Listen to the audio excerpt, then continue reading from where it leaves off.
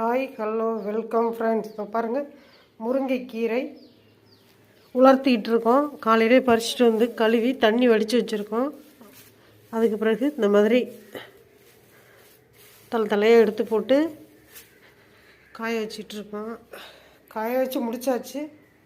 அடுத்தபடியாக கருவேப்பிலை கழுவி கூடையில் வடிகட்டி தண்ணி வடிகட்டிகிட்டு இருக்கோம். பாருங்கள், இதையும் காய வைக்க ரெடி பண்ணிகிட்ருக்கோம். கடந்த ஒரு வருடமாகவே எங்களுடைய இந்த வேலை நடந்துகிட்ருக்கு. இது எதுக்குன்னு பார்த்தீங்கன்னா, கருவேப்பிலை ரைஸ் பவுடர், அதாவது சாதப்பொடி, சாதத்தில் போட்டு சாப்பிட்லாம். அதே போல் இட்லி, தோசை, பூரி, சப்பாத்திக்கும் பொடியாகவும் தொட்டுக்கிட்டு சாப்பிட்லாம்.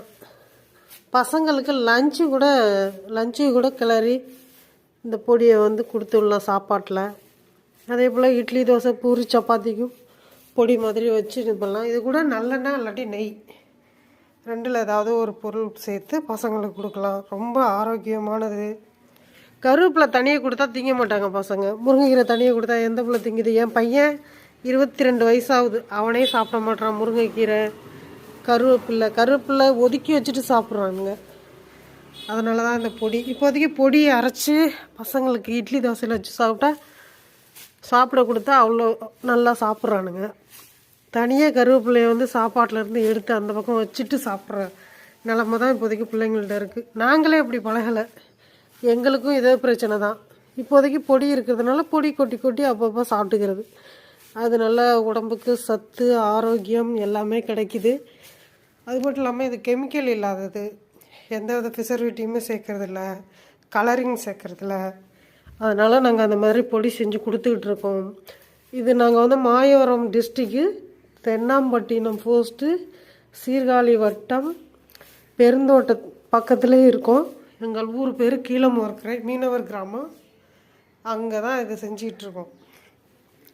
நாங்கள் இதை எடுத்துகிட்டு போயிட்டு மாயவரம் கலெக்டர் ஆஃபீஸில் சேல் பண்ணுறோம். திங்கக்கிழமை மாயவரம் கலெக்டர் ஆஃபீஸில் சேல் நடக்குது, நல்லபடியாக நடக்குது.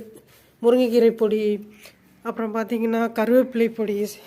மற்றபடியாக பார்த்திங்கன்னா பிரண்டை நல்லா காஞ்சிருச்சு. கடந்த ஒரு வாரமாக காயுது இந்த பிரண்டை பொடி. முடக்கரத்தான் பொடி காய வச்சு அதை பேக்கிங் பண்ணி வச்சுட்டோம்.